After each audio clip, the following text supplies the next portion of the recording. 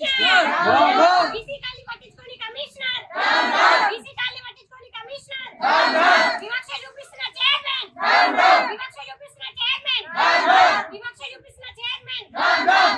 రోజు మా బీసీ కాలనీలో కనీస సౌకర్యాలు లేవు.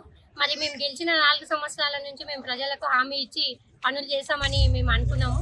మరి మేము ఎంతో పోరాడినా కానీ ఇప్పటి వరకు మన మున్సిపాల్ నుంచి ఫండ్ పెట్టి ఒక 17 లక్షలతోనే ఒక మోదీ తప్ప ఇప్పటి వరకు ఏం పనులు చేయలేదు. మరి SDF ఫండ్ ద్వారా కొన్ని పనులు జరిగినాయి ఎమ్మెల్యే ద్వారా, అవి అంతేగాని ఇప్పటి వరకు మున్సిపల్ నుంచి ఎటువంటి పని చేయలేదు.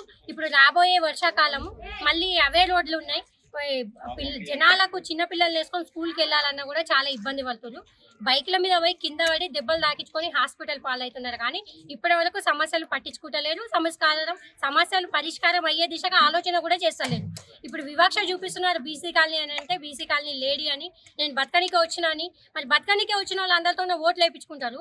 మరి వాళ్ళ ఓట్లతో గెలిచి నాయకులు కావాలి కానీ వాళ్ళ సమస్యలు తీర్చాలి కదా. ఇప్పటి వరకు వాళ్ళ సమస్యలు కూడా తీర్చలేరు.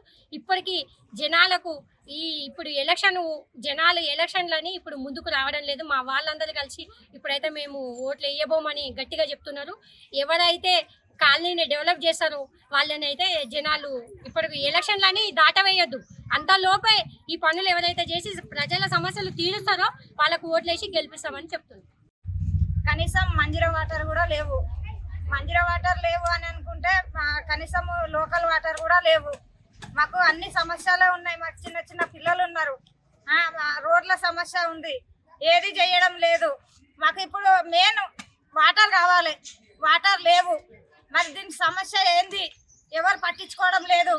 పట్టించుకోకపోతే మరి మేము ఏం చేయాలి? కమిషనర్ గారు పట్టించుకోవాలి కదా. 2 బోర్లు వేయండి.